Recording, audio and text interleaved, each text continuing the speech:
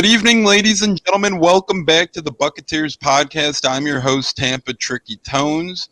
You can follow me on Twitter at TrickyTonesBGTE, and you are tuned into the Buccaneers. You can follow us at Buccaneers. It's another live edition of the Buccaneers podcast, and we have an extraordinary guest today, Gene from the BucWhatYaHeard podcast. You already got people commenting on our guest. We'll bring Gene in here shortly. We got Cleve and me, the podcast, commenting.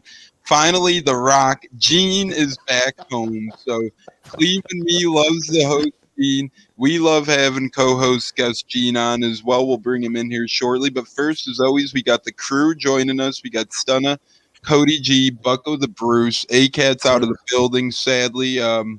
He can't join us tonight, but there's always nights in the future with Cats. But nonetheless, Gene, how we doing tonight? Thanks so much for joining us. And where can the people follow your stuff at on Twitter? I know you're a phenomenal podcast, BucWhatYaHeard. We love watching you ourselves. Yeah, I'm really trying to get to 1,000 on YouTube. If you guys can get on YouTube, like and follow me, I really appreciate that. That always helps out a lot.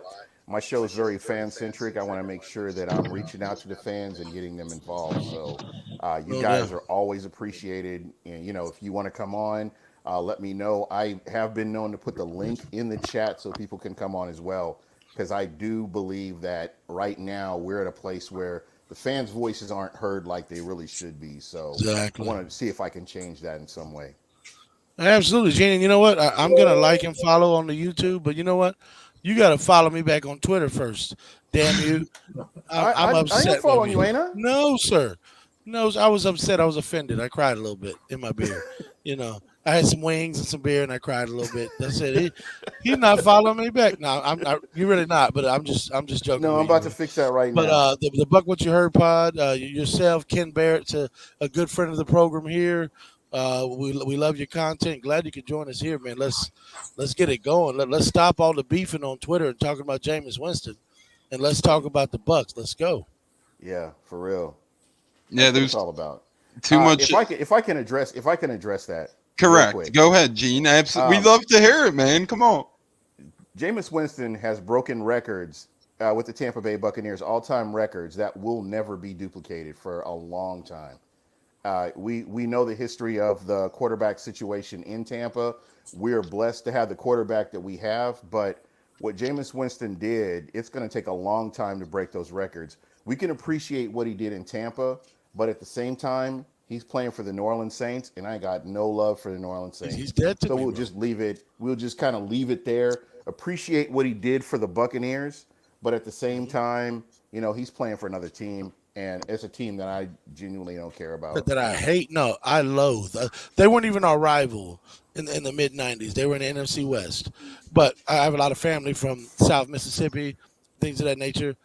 All of these Who-Dats we talk about, when I was a kid, I knew a lot of them. They were Cowboy fans. Then all of a sudden, Drew Brees and them come to town now. All this. Now, I know y'all wore paper bags and didn't do a damn thing.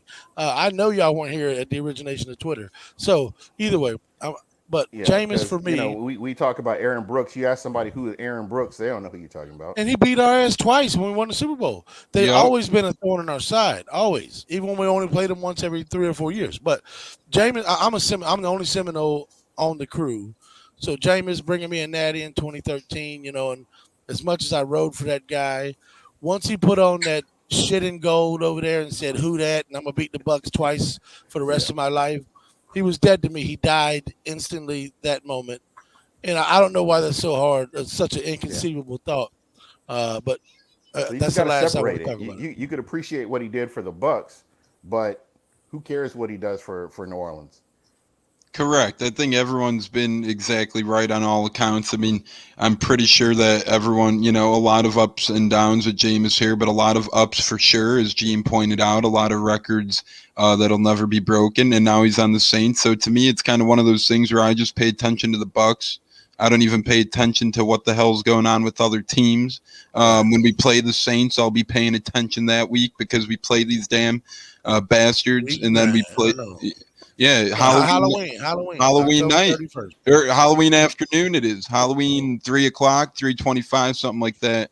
But we got a matchup with Halloween against these cats, so that's when I'll start paying attention to them. For now, Absolutely. I'm just worried about the Bucs. Yeah. And honestly, there's not too much for me to worry about with my Bucs. For the first time in a long time, guys, I can't remember walking into a season with this much like who the fuck are you? I'm the Bucs. Like, the swagger that I Yeah, walk around with wearing this creamsicle. You know, it's a yeah. beautiful thing, man. It's been what, at least 19 years since I could feel this way. So I'm True relishing story. in it. Will the So, creamsicles be back next year? You fellas think? I Yeah, think. that's what they absolutely. said. That's what they said. Hey, Yeah. I put How, money on it. I put how money many on it that Tom they Brady will. creamsicles would sell? You think? I've already got my order in. It's not going to ship for I think 6 weeks. It said, but I've already ordered the creamsicle 12. I've already done it. Yeah, Gene, who would you I'm get? to, I'm torn on the creamsicle because I sat in them hot ass seats. I burned my ass on them bleacher seats over at Houlihan Stadium, and Absolutely. I didn't got into a couple scuffles with some Packer fans and Viking fans, and it just I I have a different opinion about the creamsicle than a lot of other people. I think our fortunes changed when we went to the pewter, and that's where you saw this team really kind of come together. Yeah. And in the times that they've been successful, it has been with the pewter and the pewter and red. Now, I'm not taking anything away from the '79 when they were in the creamsicle, but the NFC majority of the Championship game. time, Yeah. yeah, the majority of the time that we've seen that the Bucks have not looked good or been good. So Well, yeah, I'm good with people, the younger folks. You appreciate the colors, you like the color scheme, and it's a throwback. But to me, the experiences I had, other than like being around my family and being at games and stuff like that, other than that, I'm just kind of, I don't know, I would say indifferent as far as right. the color scheme. I get it, Gene. I don't want to keep stepping on y'all's toes, guys. Cody, Stunner, Tones. Let me just say this, then y'all can have it.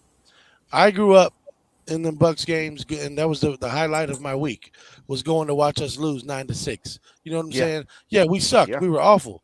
But let's be honest with ourselves here. We changed these jerseys in what was the year? 95, 96, right? yep. We had the same amount of winning seasons in both jerseys. 97. We had the Yeah, it was same amount of 97. winning seasons in both jerseys. Let's just call it what it is. Historically, we've sucked, right? We, Yeah, we got what, 8 winning seasons total as a franchise, 4 in each jersey combo. So it's not necessarily the creamsicle synonymous with losing. It's just that at the time when we changed the jerseys, everything was already changing. Sam White and Co. did a hell of a job starting it up. Then Tony Dungy built further on it. And then Gruden put the icing on that Publix buttercream cake, and it was beautiful. And yeah, now, I'm seeing BA doing some good things, and then Jason Light's done a hell of a job, except for trading up to draft a kicker in the second. The man's record is impeccable. So I'm feeling it, and I'm not one to tie stigma to the jersey. I like both because I actually knew the people whose kid, I think it was a 12-year-old kid, drew the logo for the new Bucks uniform. They did a contest in the Tampa Tribune, and that's how we came up with the new concept. And my dad knew that kid's parents. He played darts with him or something. So it was a cool little deal how that came about. yeah. So That is pretty unique there. Stunna, what say you? What's your thoughts and opinions? I think you have to you separate the creamsicle era with the Doug Williams pre and post era. Yeah. There Because you when go. Doug Williams played in them creamsicles, they were feared. And then the debacle that happened with his leaving, and then the Ray Perkins era just brought a lot of bad memories. And yeah. I'm the same way. We when we grow up and we looking forward to 8-8, maybe, Yeah, right? like that would Yeah. be a great season if we could just make it to 8-8. Yeah. Like we and Ray Perkins is never gonna get there. He was so trash, Yeah. and Stunner. so I And remember and, being and a 5-year-old kid with a T-shirt that said "Throw Ray in the Bay." He was tied up yeah, on a plank. Like I was a little kid. My dad has a picture of it in his hallway. Throw Ray in the Bay. That was beautiful. But yeah, go ahead. My bad. he was god awful. So the creamsicles bring a lot of heartache. The pewter brings a lot of pride. Both of our championships. were in the basic version of our current jersey. True. And the ones that should really bring the most agony are the clock numbers, because Yep. that was really the worst era of Buccaneer An football. If you abysmal want to period. talk about it. That was between 2013 to 2019 or 2014 to 2019, something like that, I believe, in that era. And in that era, Those were the lean we had years. we had the one season of 9-7 ball, and that's it. And we ran through a number of coaches. I mean, we had anyone from Dirk Cutter to Lovie Smith to Greg Schiano to now Bruce Arians, obviously, and Bruce is quite the fitting end to the alarm clock era, because Bruce is really a great head coach, and we are lucky to have him in Tampa, despite, to me, what a lot of people say, and I'm not quite sure what the hell a lot of fans always have so much smack to talk about Coach Arians for, but that's for another pod for another day. We'll get into that. Speaking of Arians and what he does, Ronald Jones, boys. Ronald Jones starting this week, but then again, Arians said everyone's a starter. Every running back's a starter. So what the hell's going on? I'm bullish on Ronald Jones still, regardless of what happened. What this young man has done since he came into the NFL has improved year after year after year. That fumble that he got, that was like what Levante David does to get the ball, to turn the ball over. He forces those turnovers. The fumble shouldn't have happened, but at the same time, it's not like he was being careless with the ball. So I don't know. To me, I felt like they should have put him back in, built his confidence up, and used him throughout the game. Leonard Fournette lets a ball hit off his pads. It hit him right now. Bam, right here. It did hit him in the hands. Right, like it hit the face mask and bounced straight up. Yeah, and that's that chip drill. And cornerbacks are supposed to eat on those plays. Yeah. And what we saw was a tale of two running backs. I felt like they really should have had Ronald Jones, got him back out on the field, build his confidence up. Let's get him going. Let's get him primed for the rest of the season.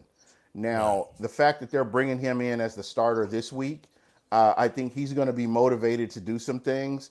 And against this Atlanta Falcons defensive line and what the offensive line is doing, he's going to eat. I believe he's going to eat. He better eat.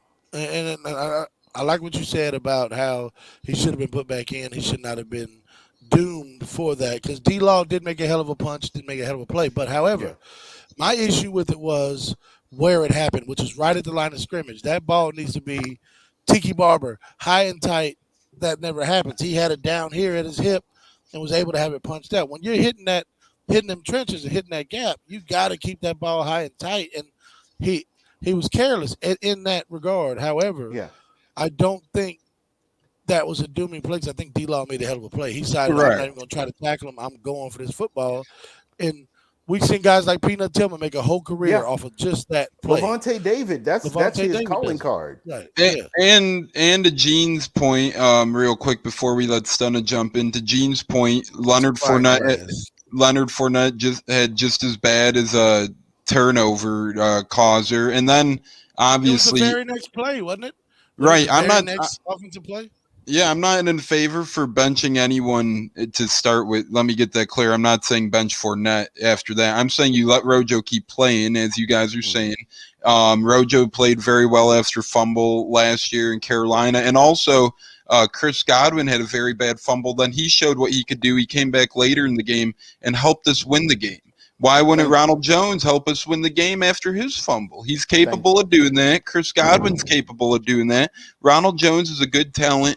To me, guys, what I'm afraid of, I'm afraid that really his 4 years are going to come and go in Tampa before we know it, and we're really never.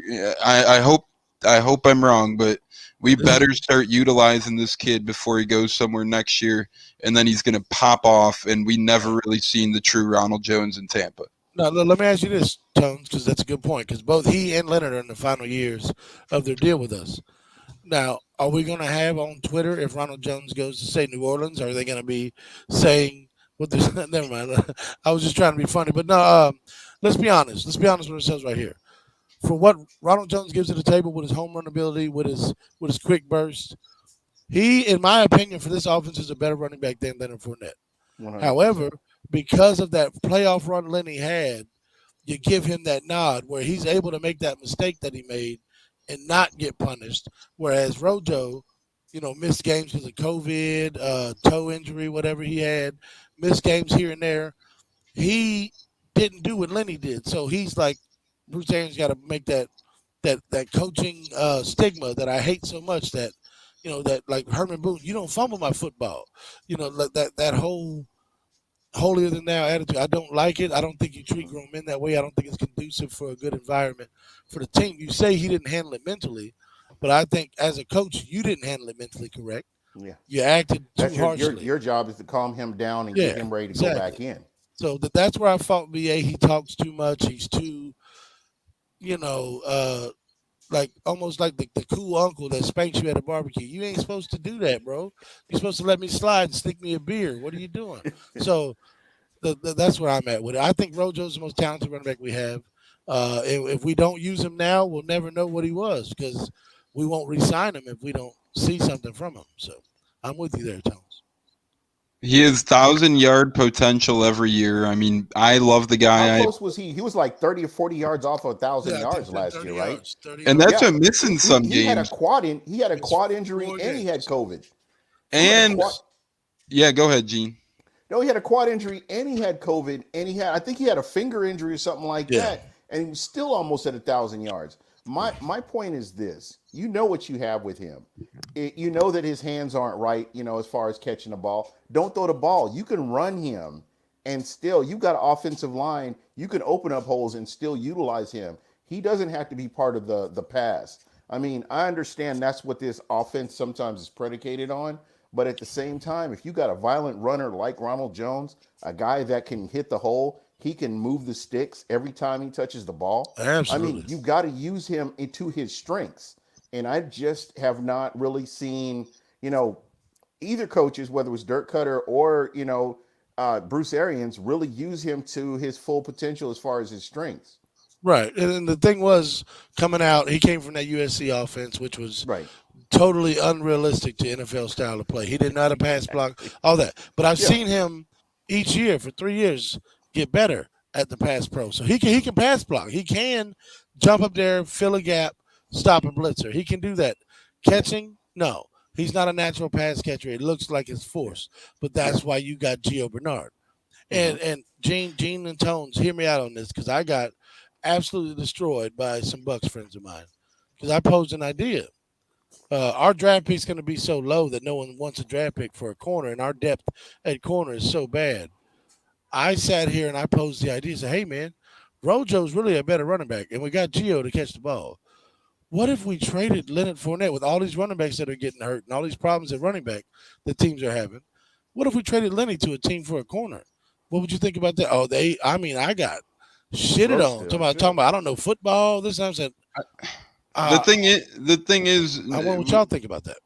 We see how little valued running backs are already. I'm just afraid that if we give up a guy like Lenny for Rojo, we wouldn't get the type of player as a cornerback as an equal in return and to help us win this year, in my opinion, because we see the values running backs are dollar-wise and draft pick-wise, and it's just not equitable to defensive backs, cornerbacks specifically. So I'd rather – I know we need all hands on deck with the free agent class we do have next year. I'd still rather explore perhaps potential draft picks and trades, late draft picks. But I'm interested to see what Pierre Desir could do. I mean, we're bringing him in. He's bounced around a little bit lately for a reason, but he was still he's still been a very good man on and off the field, and. He was a good corner in Indianapolis. He had some plays with the Jets. This is a guy who can make plays. Ask your brother about Pierre Desir in Indy. He was not a good player. He's below average. And to his point, I'm going to say this: your best cornerbacks are on a team. All your best cornerbacks in the NFL are currently on a team. Right. And I don't really know how another way to really put that. What you're getting, it's a sight unseen when you're getting a cornerback right now, off the streets or whatever. So that's a high risk right there, you know. I hear So you. I hear you. to me, and I've heard this name bounced around as OJ Howard as a possible trade piece. I don't And think he's shown anything to garner any value, Gene. exactly. All you're really looking at is potential. I'm just saying that I've heard his name on a couple of sites where they've talked about potentially OJ Howard being the guy that gets moved for. I think he'd garner almost as much value in a trade, call me crazy, as a guy like, Lenny F. or Rojo would, just because OJ's still young. A lot of teams need tight ends out there. Look at the Indianapolis Colts. I mean, Carson Wentz is looking for somebody to throw the ball to. Imagine a guy like OJ Howard in the Colts offense. He could do some damage here. I mean, OJ's always been a guy in Tampa who has shown promise when he has played, but now the offense is outgrowing him a little bit. We have a little more weapons than are needed. And, Gene, I think that's a fantastic idea because the tight end position is one we are loaded on. I mean, even if we do get rid of OJ, we still have Gronk and Cam Brate, the best 1-2 tight end combo, if not one of the best in the NFL. Debate me on that. I don't think you can. Gronk and Brate.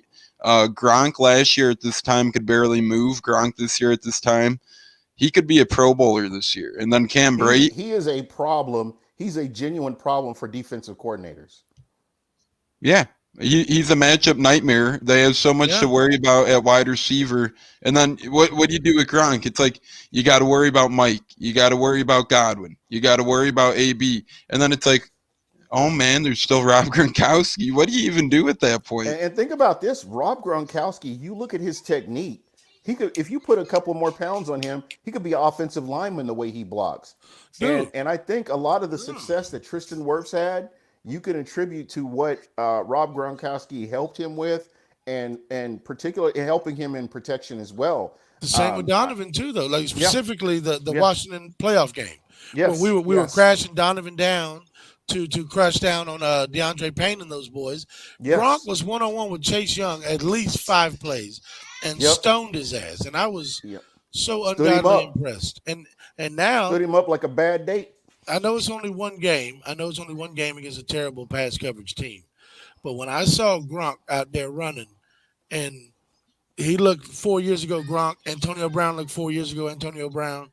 These guys, I don't know if fuck St. Augustine, the Fountain of Youth might be at $1 place, man. These guys are rejuvenated, baby. I love it. TB12, baby. Let's go. I'm thinking about jumping on that bandwagon I'm about to eat myself. some avocado ice cream or something. Look, this jersey's snugged in a mug, but we still rocking it. Let's go. I know mine looks like a size 4 toddler too right now.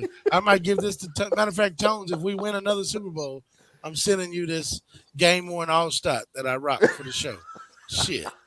Okay, hell yeah, let's do it. Stunner. Reebok. You remember Reebok when they had the jersey? Yeah, Reebok, bro. Wow. It was an actual All-Star jersey. This ain't no store bought. But yeah, go ahead. My bad. No, that looks legit. You could just tell, and I'm sexy when you're talking about number 40. I'm a jersey collector. I have a team issued. It could be worn, but it's a Wilson red Mike Elstott. It's a team issued, game issued jersey. Really? Slight chance of it being worn and washed, but I don't see any game use on it. So a guy like Elstott, from what, it wasn't 96? game worn, but it's a game issue. Was that from 96? The Wilson was the first of the Bucs jersey with Wilson. The very next year, 97, they went to Reebok. Yeah. No, I'm sorry. I take that back. No. I take that back. It went from Wilson to Reebok. Rydell was in there too, weren't they? No, there were Adidas from 99 to 02. We won the Super Bowl. The jerseys were Adidas. And then I think in 03 is when Nike got the contract. Oh, Adidas? Adidas. I have a Keyshawn Johnson jersey that I bought in 02 that had it's Adidas. It's an official game. I'll go get it and show you the print. I believe you. I'm just saying I don't remember Adidas. 2007 was Reebok. Yeah, Reebok came after Adidas. Yeah. Adidas Reebok was before Reebok. Okay. It went, and I actually. But the whole league had Reebok. That's why. Right. When we had Wilson, it was like each team was I think it was 05 or 06. The league made a agreement with Reebok. Everybody had to have Reebok. Right. And then what was it? 10 or 11, Nike took over, whatever it was, something like that. So, I actually have an inaugural. I have an inaugural season Tampa Bay Bucks game worn creamsicle jersey from our opening year. Actually, of a backup linebacker.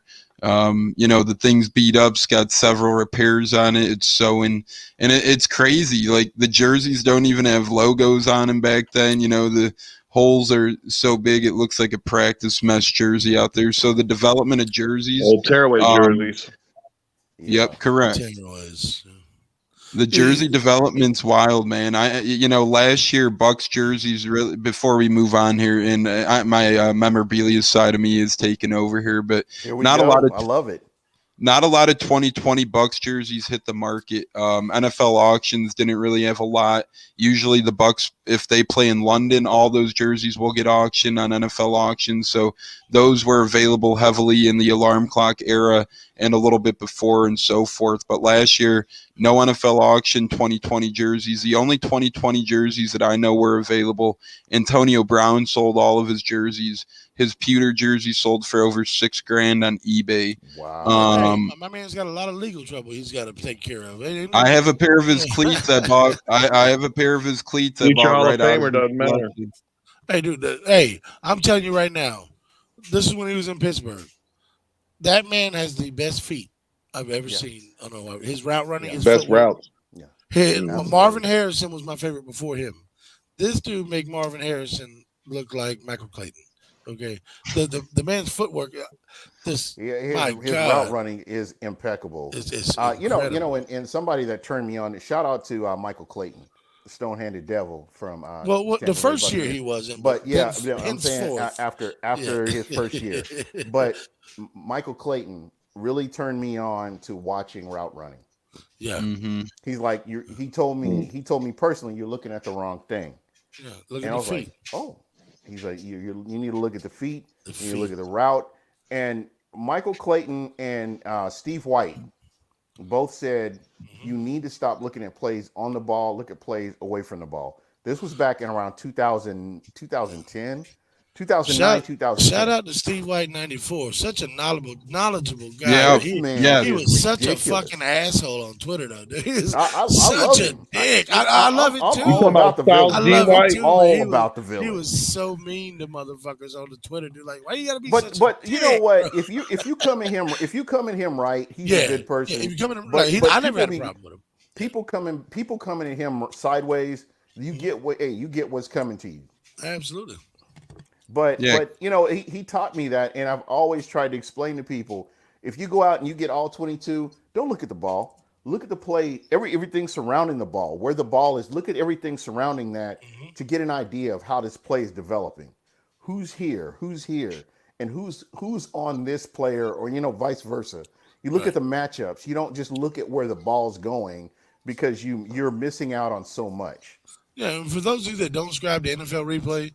I mean, me and three of my buddies go in together, and we pay $15 a month, or $15 a year, excuse me, $15 a year for the NFL Replay, and we get to look at the all-22, the coaches tape, all that stuff.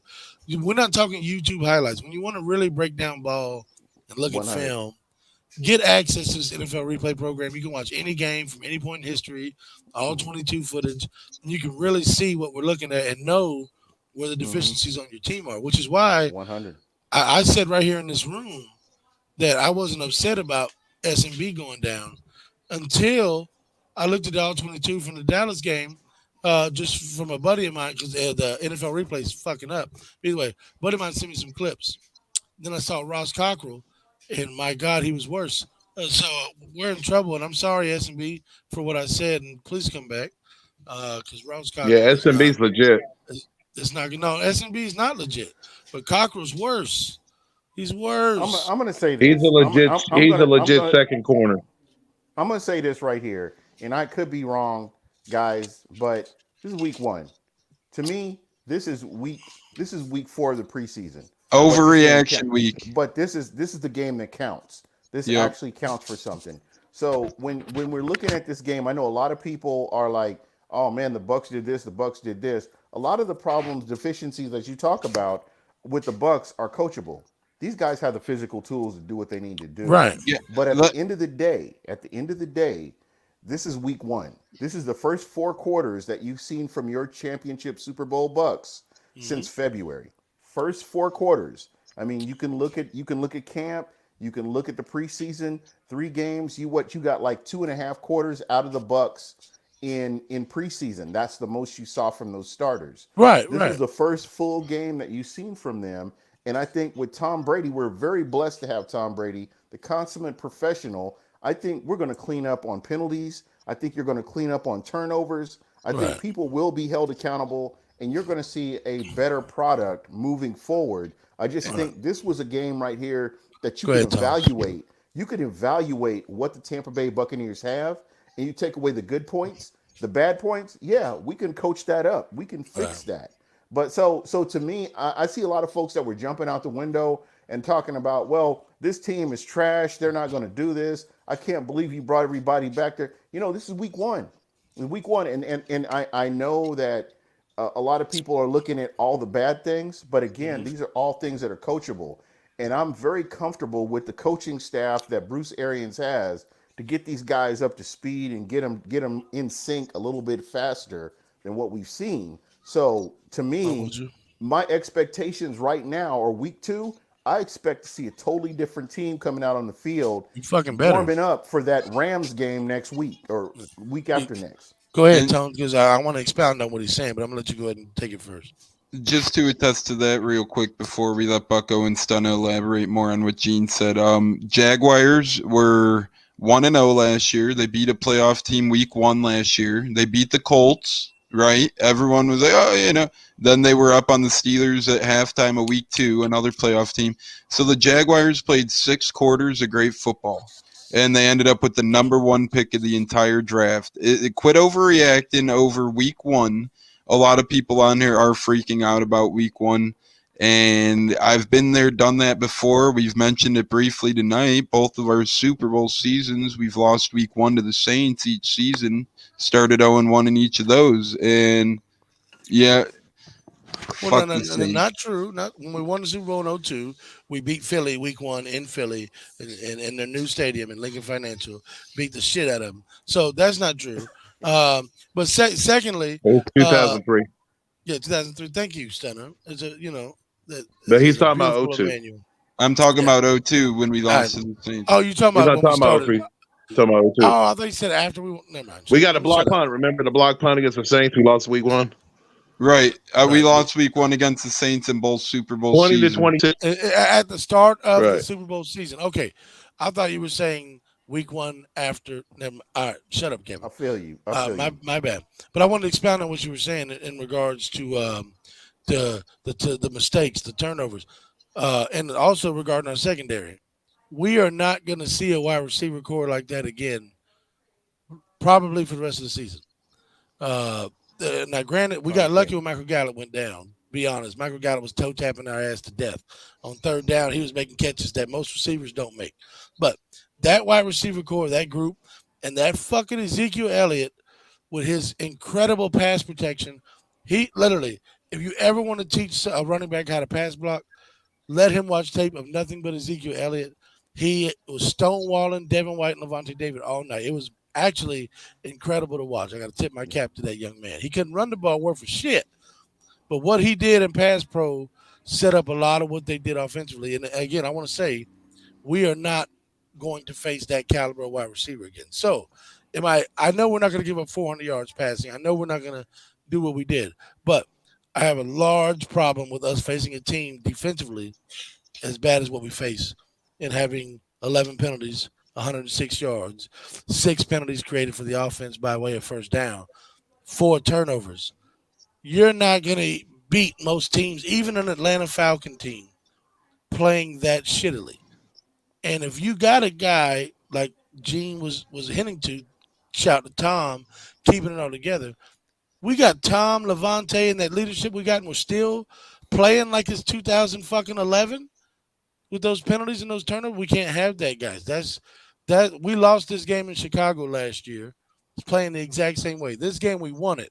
I'm much happier learning from a win than from a loss. So I'm gonna say that, but I'm gonna say we better not come out undisciplined and unprepared. And there again, early on in the season, I'd rather see these mistakes now between week 1, week 2, week 3. I would rather see these mistakes now than when we're looking at week 10 and potential issues that we could have. Yeah, Stunna, what say you? We played sloppy against Dallas, and the officiating was terrible. It was definitely one-sided, just like the Chicago game. Yeah. And, the 2 interceptions were BS, but the 2 fumbles was just a lack of focus. We're just a vastly better team than the Cowboys. And we got to play up to our standards. We can't play down to our competition because that's where you get in trouble when you play down to teams. Some things that we're talking about earlier. Rojo I blame the coaching on that because he's always carried the ball away from his body and they never corrected him. And we will end up losing that guy in free agency. And then OJ, I don't know what we could even get out of him. Like it's 3rd round at the best, I think. And that we might as well just keep him at that point because what are you really getting out of him? But as far as week 1, I'm with Gene. It looked like preseason. We didn't play our starters a lot in preseason like other teams did, like that team from Louisiana did. And go ahead. No, I'm saying a lot of teams did not play their starters, and a lot of teams look like shit, like us. Like Tennessee didn't play their guys. Correct. They went out to Arizona and got like embarrassed. Green Bay didn't play their guys, got embarrassed. Buffalo didn't play their guys. Granted, they were good enough to hold the lead until halftime, but then it fell apart, right? There were a lot of teams that you saw look like shit, and I think this should be a catalyst for the NFLPA and people to recognize we need more padded preseason. Fuck that. Give me more padded practice. Give me more ability for my guys to hit each other and learn how to properly form tackle. Because like Todd Bowles said about our defense's tackling, it looked like a week 1 preseason game. We were missing tackles that we should never miss. Blake Jarwin breaking tackles off of Levante David. What? I don't never want to see that shit again. And I think that is, baby, get you. Hey. Benny Bucko popping in. That's my wife. She being nosy. Yeah, I know. I dropped the computer. My camera's fucked up. Sorry. We did that on purpose. Live radio, right? Let's go. That's the beauty of going live right there. You can have this kind of thing. Yeah, exactly. And I got to jump in here real quick. On Go ahead. What you guys are talking about, because I'm 100% confident that you are going to see a different product on the field. I saw this with the Saints game. After the Saints game, you saw a better product on the field. Tom Brady getting acclimated. And all these offensive weapons are familiar with Tom Brady. They know what's expected. The defense, you have to make some adjustments. And I really believe that they're going to make those adjustments and they'll be just fine.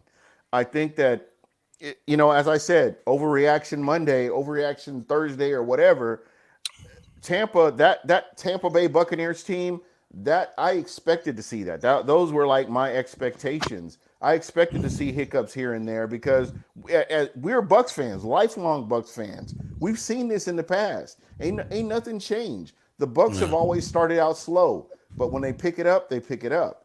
And I believe with Tom Brady's the piece that we've been missing for a long time. Forever. For 45 years. I don't want to, sit here and just like glorify this man, but we've seen what he's done. How many players difference was there between 2019 to 2020? There was Tristan Wirfs, Leonard Fournette, 8, Gronkowski, Brady. Literally only 4. Brady, Gronk, Fournette, and Winfield Jr. and AB. Winfield and Wirfs and Winfield. But if you're going to count 2 rookies, see, those rookies would have been there if Jameis was there. So don't give me that shit. This is my point right here. Tom Brady is a commanding presence in the locker room. And I always thought it was a cliche when you talk about changing the culture. Tom Brady came in and cleaned up the culture in Tampa. You can say whatever you want to, but nobody was thinking like he was. And that 2-minute drill that he ran last week was proof. That was proof that this man is a leader. he led his team down the field. They did what they needed to do. The end of the game, he led his team down the field, and they got in position for a field goal. So Tom Brady, he knows, hey, this is what we're going to do. Everybody's with him. And how many penalties did you see on that last drive? Not one. Exactly. Even though they tried to bitch about the Godwin, that wasn't a push-off. Shut the hell up. No, it was not. Did you see the guy tripping? He was tripping over his own goddamn feet. How you going to fall down and land on your belly? Get the hell out of here. So miss me with that shit. Let me say this, Gene, because we seen this. That scenario we were in on Thursday night, we were in it twice last year against Chicago, week 5, week 6, and then again in week 11 against the Rams. Both of those two scenarios, we had over a minute and one timeout. Exactly the same scenario we were just in. Both of those two games last year ended in an interception and the game over. Right? This year, Brady, dude, did you see? It almost looked like the sumbitch had his eyes closed. Like, snap, throw, snap, throw.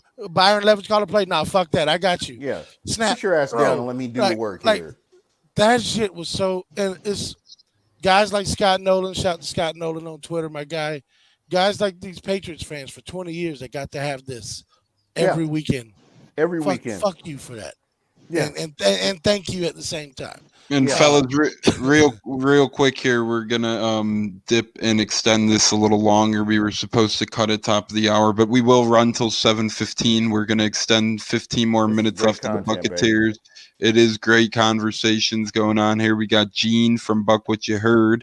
I just wanted to give a little shout out that we are going to be extending here. It's great time. It's great convos with great people. So we're going to keep talking here. And I want to talk about Mike Evans a little bit before we go into score predictions and give a couple bets Bucko and I like about the game. I want to talk about Mike Evans and Pierre Desir. First off, we'll talk Mike Evans. What do we expect from the big guy this Sunday? I think he's going to get at least 1, maybe 2 touchdowns. Who are we starting with? Mike Evans. We're going with Mike Evans. Okay. And again, you know me, as I've been saying, this is the same theme right here. Mike Evans did not play much. You didn't really see a lot of playmaking plays from Mike Evans. However, everybody else stepped up and did what they needed to do. Right. Mike Evans is going to get his. And I'm going on record right now. I'm on video saying Mike Evans will go over 1,000 yards this year. So put that. Just go ahead and lock that in. I'm not a fantasy guy, not a fantasy football guy. I just know that when his number's called and it's time for him to make that play, it's going to happen. He's a dog. That's what he does. However, I am a fantasy guy. I love Mike Evans. However, if y'all can recall this time last year, week 1, Mike Evans had 0 catches for 0 yards in week 1. Yeah. I think this game he had 2 catches for 16, something like that. Yeah. Something poultry. It wasn't either way. He's already 2 catches, 16 yards better than he was last year. And it's an extra game. Yards. And look, in regards to fantasy, Gene, you don't play fantasy. But I was at the luxury in one of my leagues that I'm in that I was able to draft Antonio Brown and Mike Evans. I got both of them. You know what the hell I'm doing this week? I'm fucking playing both of them. Because let's go. One of them's going to eat because I sat Antonio Brown last week and that son of a bitch went off. God bless him. But I said that Tones can attest to this. I said to him back in June, I think AB's primed for some special shit. I think he's going to lead our entire team. Bucko did say that, and I don't think you could top my old man, though, Bucko. My pops had Gronk, AB, and Godwin starting last week in a league. Oh, that's nasty.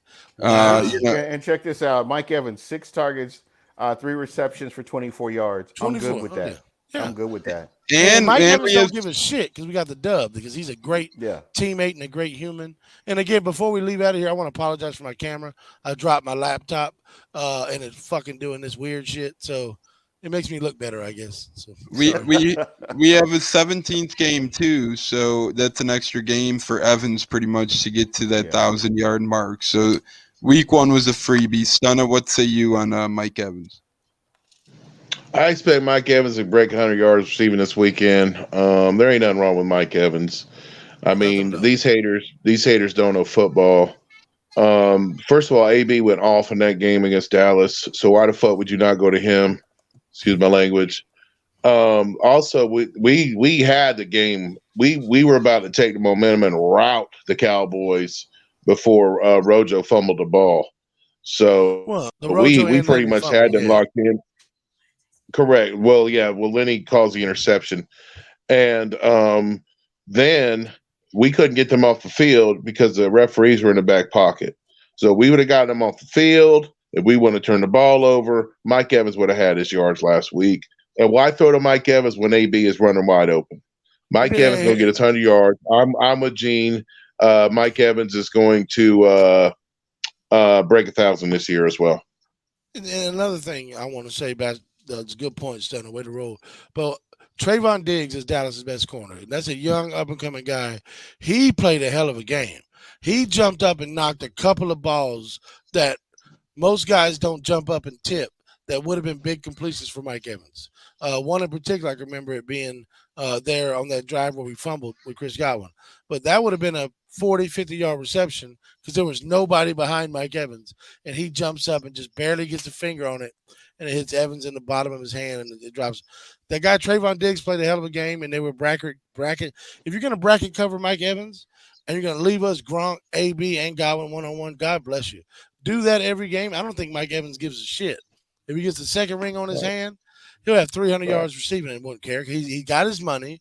He's got his ring. He's got his stigma. He's already record-breaking. I guarantee you he don't give a shit about them yards. Why should we? Why? I agree. I agree. People need to, stat count a little less with our guys. And Cody G, he was here to begin the episode, technical difficulties, but he commented. Cody. He commented, Mike is Mike, his time will come. And that's very true, as we've been saying. No one should be worried. We have too many people that need to eat here. So, that's just that. We have too many people that are needing the ball, too many people that need to catch the ball, too many people to target. So Mike's time will come. This week could be a ground and pound at Mike Evans. So it'll be interesting to see what happens. I think Mike Evans has a big game. How many rushing yards did we have against Dallas? Because I think that's something that needs to be addressed. I think we had 14 carries for 50 yards total. And I was just about to say that, Stunner. Thank you. If we run the ball less than 25 times this week, we're going to run like crazy. To be fucking pissed. Antonio Brown had 6, Leonard Fournette had 32, and Rojo had 14.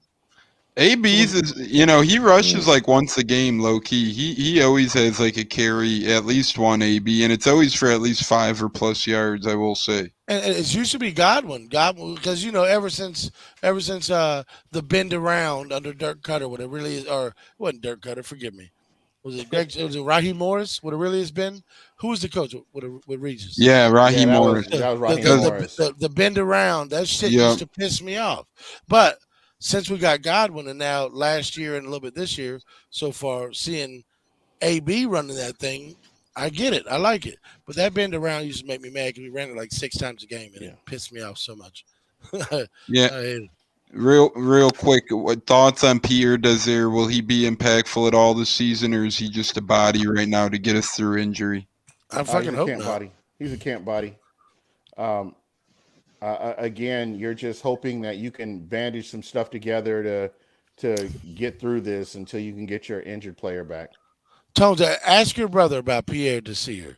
Because I watched him over there, and he was fucking awful. I know you're getting a lot of hate right now for Pierre Desir. I hope he comes in here. It ain't hate, bro. It ain't hate. Look, I was willing to kick the tires on fucking Richard Sherman. Pierre Desir. I agree with that. Ross Cockrell is better than him. What do we need him for? Come on, give me somebody. Jesus. We'll see. Yeah. I'd rather trade for Xavier Howard. Hey, what? Xavier Howard is not a $15 million corner. Is not something we have the in the realm of possibility for us. That's good in the fantasy world, but 1 year. That guy makes with the future is now. All right, I will say there's a reason why we're bringing in Pierre Desir. It's probably because our pockets, That's what we could afford right now. So not to discredit Pierre Desir, but he's my man Stunner wants to get a $15 million corner. Like we ain't got like $80 left on the salary cap. What the hell? Come on, speaking. Stunner. Shit, at 1 year. You be Hey, better. 1 year. We get through this year, and then we'll worry about it next year. But we got two. I mean, our window is closing, man. We got a 44-year-old quarterback. We got to do something. We Right, can't dude. let one. You remember what happened when Brian Kelly went down and what our corners looked like and how the rest of that season went. Yeah. So We're we gonna bring up Brian can't Kelly sit and here Donnie and lose. Abraham. Is that where we're at? Golly, Stunner. Well, Most of these people listen to this podcast have no clue who Brian Kelly or Donnie Abraham is. You Oh, can't you gotta gain know Abraham who was the gone. Iceman by You that know who time. Brian You Kelly. gotta know who the Iceman is. You know who both I'm of Yeah. them talking are. about Kelly and Oh Barber. boy. We had Kelly and Barber, and Kelly went down, and they just went to Wansley, and they just threw the ball at him every damn play, and it was disgusting, and we can't afford to lose this team. I mean, this is our chance to win a Super Bowl. Honestly, get back to back. I mean, we can't lose that opportunity. So, yeah, I'll give you whatever you want, and if I lose a draft pick next year, so be it. If we can get another Super Bowl ring out of it. Yep. But I That's need the you to point really right look there. around the landscape of this league. There are two positions where the cupboard is bare for every team, us included. Running back, cornerback. There's minimal depth, even on the greatest of great teams in this league. Those two position groups are fucking bare right now. People are like San Francisco is talking about bringing Richard Sherman back after he, apparently had words with John Lynch and shitted on him as a whole company, organization, and a crew. He went Tupac, death row on him. And they're still talking about bringing him back because they're so dissolute at that position with Jason Verrett going down. The market is bare at that position. That's why I was willing to accept this fucking weirdo. Richard Sherman's a weirdo, straight up. That's what he is. But the man has been an above average corner for a long time, and he's better than Pierre Desir. I'll tell you that right now. Yeah. Richard Sherman could pay dividends. He's obviously been a big name, but Pierre Desir, we'll see what he does. Obviously, Gene, Bucko, they're saying can't body. Probably so. We'll see what happens with Pierre Desir and how he inserts himself into the cornerback equation. Speaking of equation, we'll see what the outcome on Sunday equates to. Fellas, time for score predictions and MVP of the game. And Bucko, add a bet you like this Sunday when you say yours. Gene, we'll start with you first. Score prediction, MVP of the game. For the Bucs Atlanta, Correct. it's taboo for me. I can't do it. Sorry. I No. can't. As much as I want to, you guys are gonna hate on me, but it's better this way. It's better No for hate in everybody here. involved. No hate in here. But MVP, if I could say MVP, I'm gonna say Joe Tryon. Joe Tryon, he could fill in big, especially if JPP Or is a little JPP banged up. with the hurt. Yeah, with the hurt hand. Yeah, I get that. Now, I really believe that Joe Tryon with his technique and going back and watching that Atlanta Philadelphia game, I don't think they've seen an edge rusher like that, in preseason or this season. I think that he could come in and be an impactful player. And I'm not just saying this just to be cute about it, but I really like what he's done, and I like how he's improved since preseason up until now. If you go back and just look at some of his plays in that Dallas game, he was so close a couple of times. And I feel like, with coaching and what they've been doing in practice, and I've heard he's had good practices, I feel like here's a guy that's going to step up and he's going to make some big plays. I would love to see him, considered for defensive rookie of the year if he can stay consistent. Yeah, I may have a $5 wager on that as well. That pays pretty good money, so we're hoping he works his way to the top. And his last name is incredible as well. I'll learn how to say it. Shalinka? Yep, correct. I'm so glad he added that on. I love all the hyphen names that we got. Nunez Roaches, Pierre Paul. Now we got JTS back there, so we're just growing him back there, so it's awesome. And I agree. Tryon's one of these guys, defensive rookie of the year, lining up in a lot of formations right now. And Gene gave his player of the game prediction. Cody, real quick before we get to stun it, Cody's going 34-17 Bucks. Devin White with a huge game with a couple of splash plays. That would be nice, showed up in the stat sheet last week, but he was a little quiet in terms of splash plays for sure. Missed a couple of tackles, so we'll see what happens there. We got another comment, Murphy Bunting. Kyle says Murphy Bunting. He's out. He's out. Yeah, the guy's not playing, guy. Come on. He's out. So Kyle, I'm sorry. SMB's out 4 weeks to the whole year. He's probably out the season, from what I heard. That the second run of tests came back worse than what they thought when the swelling kind of went down a little bit. It might be season ending. They got to do another round of tests. So I hate it for the guy, and I feel so bad that I took him for granted and thought Ross Cockrell will be okay. And I'm sorry, Sean. Please get better. Please get better. Bucko, what we'll go with you and then Stunna since you're talking. What's your score prediction, MVP, and one bet you like this upcoming weekend? Yeah, man. I want to try to introduce. We'll do it next time when we don't have such an esteemed, wonderful guest as the mean fucking Gene, the beer and wings. Buck, what you heard. We'll do it next, but I want to kind of run a fantasy pick, a bet pick. Something like that to try to give you guys a little more incentive, because I had a nice little windfall in gambling last week, and I want to. Well, who would I be to keep all this shit to myself? I want you guys to win like me. But me personally, I think the Bucs should leave zero doubt in this game. I think the score should be something to the tune of 38-9. I want to leave little doubt. I don't want them to enter the end zone. If Philly kept them out of the end zone with Avonte Maddox and guys like that playing over there, I'm going to take what we got over Javon Hargraves and Brandon Graham. There should be no reason these guys score on us. So 38-9 Bucs. Dominant performance. Tom Brady leads the game at the end of the third quarter, and Blaine Gabbert finishes off the beatdown. As far as my lock bet of the week, is in this Dallas Cowboys LA Chargers game in LA.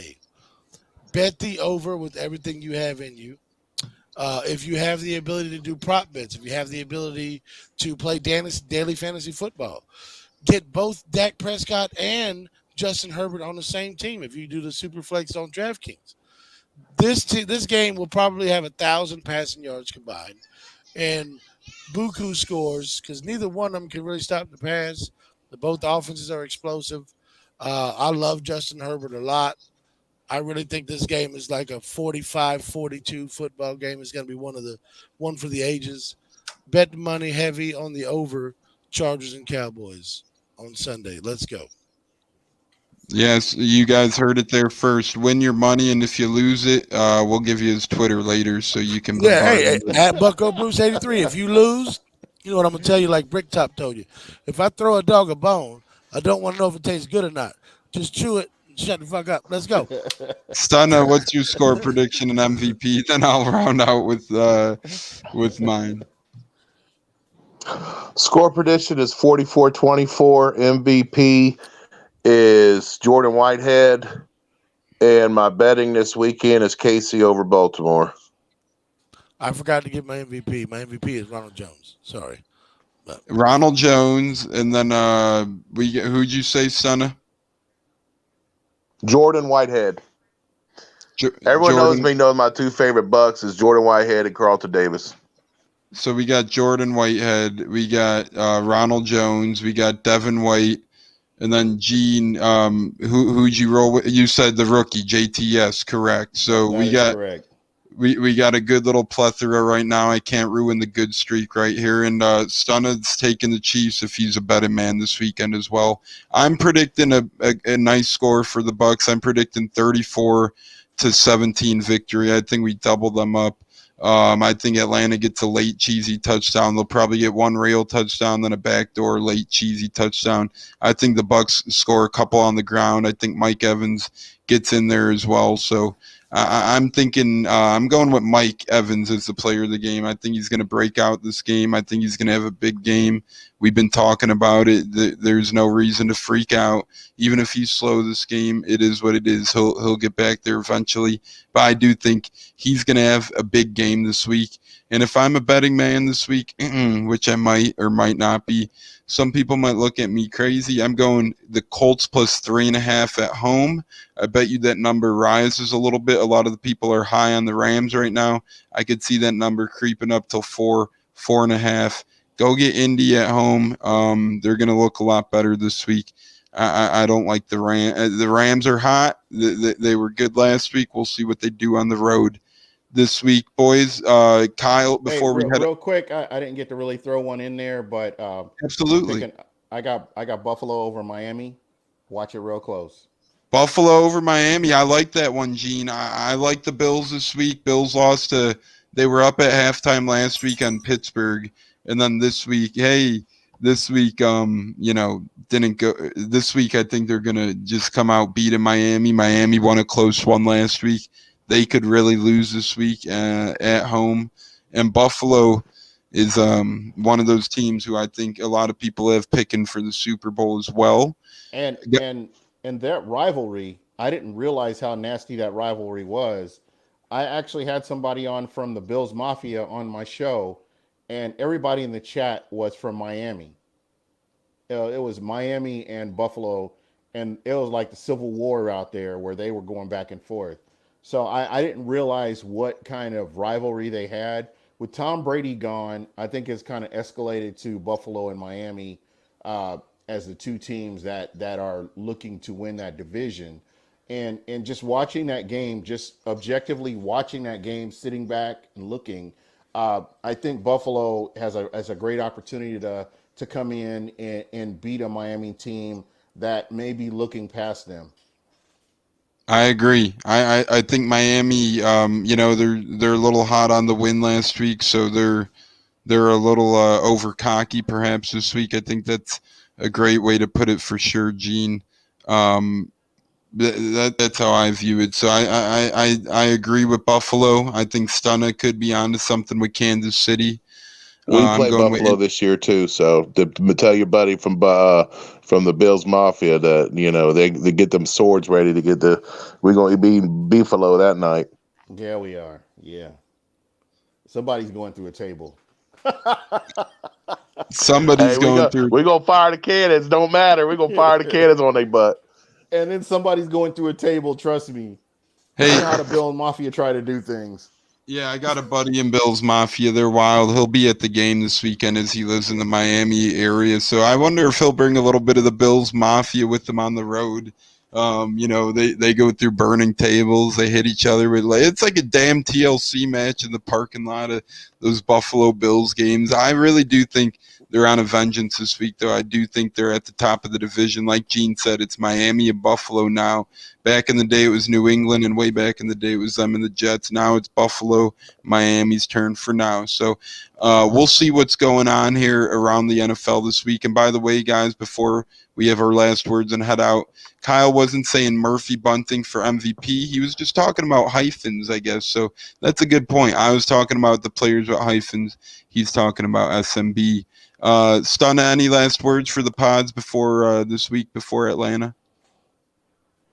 No, just make sure that we cheer loud, and it's a great time to be a Buck. It's the best time to ever be a Buccaneer. We got the greatest quarterback ever on our team. We should really enjoy and soak it in. And Gene, man, good to see you, Playboy. It's been real, man. Yeah, Gene, thanks so much. We got spoiled with you. We've been limiting us to 30, 45-minute show. We went over an hour all because of you, my friend. And we love the convo. We love having you on. You're welcome on anytime. I appreciate you guys. You guys are really doing a great job. This is a great show, very underrated show in my opinion. I love the fact that we can all kind of get together, and regardless of what your podcast is, we can all get together and talk about our favorite team. And again, you guys are always welcome on my show as well. Just let me know when we can get together. I can get you on, and it's always a fun time. I love where we are right now. I never would have imagined in my lifetime seeing the Buccaneers in a position that they are, and it's exciting to just kind of soak it in and enjoy it. And again, if there are beefs out there, I've seen so many people clashing Bucs fans clashing with other Bucs fans. We're defending Super Bowl champions right now. The Bucs are. As a fan base, we should be coming together and appreciating that. I know there were years where you didn't really have anything to draw off of, so it was like who gets drafted. But we're in a totally different realm right now. We've got a squad that can go out and repeat as Super Bowl champions, and it's a legitimate option that this could happen. So we all need to come together. I say squash your beef and eat it, cook your beef up and eat it or whatever, and let's all come together and enjoy this season as a fan base. Make everybody else, let's make everybody else jealous of how good our fan base can be. Yeah, Gene, I couldn't have said it better. I think, we're in a special place right now in terms of watching Tampa football and Tampa sports especially, but we're talking Bucs here. So, I mean, they could go back to back. We might, a lot of teams don't get this opportunity, especially Tampa Bay Buccaneers football. So we got to appreciate this. We got to soak this in. We don't know what our owners are going to do in the next chapter. We've seen, some ups and downs of money spending. So I can see after a couple more years of these guys being here, I could see years getting ugly, fellas. So we really do got to enjoy this. We got to try and win when we can. We got to show our fandom. I wish every year was this exciting as fans. I wish, all our fans are always this balls to the wall, but we got our super fans. There's 3 of them right here. And Gene, thanks for the words about our podcast. We try and, just be a voice for people where people can come and, hang out for a little bit and chat it up with us for a little bit. And they can really watch us and, get their thoughts in, whether it's a game or Madden. So your podcast is one of the ones that shed light on many, and we just try and do the same thing. So we love all Bucs podcasts. We try and build each other up. Go check out all of them, and they're all great. Honestly, they're all great podcasts. They give you Bucs content, and whenever you're bored, there's a Bucs podcast that's ready to be listened to. I promise you that. And we appreciate you, Kyle. Kyle says you guys inspire me. Kyle, if you're listening, you're thinking about going to start a pod, why not? Why not? Go start one about what you like to talk about. Yep, make it happen. Nation. Do it. It doesn't take a lot. It doesn't, whether it's about the Bucs, whether it's about whatever else you got going on in life or whatever you want to talk about, do you, my man, because I do a couple: fantasy football, baseball, memorabilia collecting, Buccaneer football, and they're all great. They're all fun times. Buccaneers probably the best, and I sub in on wrestling. So, Kyle, thanks for your kind words. Dogs as well. Kyle, you're the man. Thank you for that. Gene, you're the man. Thank you for joining us as well. It's been a pleasant night. You guys, everyone go make sure. I mean, everyone who's listening to this already listens to Buck What You Heard. But by the way, go check out Buck What You Heard. In my opinion, upper echelon podcast, especially. That's where I get a lot of my, fun times in. I read the chats that go on and Buck What You Heard. He's live a couple times a week at least. So it's awesome. Gene, we look forward to watching you live very soon. Yeah, and I'm hoping next time I'm in Tampa, we're all going to get together and hang out. That's a must. Stunna's been chomping at the bit for that, so we'll make sure to make it happen. Yeah, I got to get these gifts down to the grandkids, so I'll definitely be that way soon. Yep, the grandkids are great. You can't go wrong with grandkids. You got to come in for the playoff games, Gene. Yeah, absolutely. All right, fellas. Yep, that's Gene from Buck What You Heard, and we're going to make it down for a playoff game. Hopefully, Gene's got great grandkids to see. Fellas, it's Thursday night. Everyone enjoy Washington football team against the New York Giants, fellas. Buck the Falcons. Buck the Falcons, indeed. So thanks so much, everyone, for joining us. Stunna, thanks. And, that's been the Buccaneers. Follow us at Buccaneers. Catch us on YouTube, Google Podcast, Apple, Spotify, etc. as well.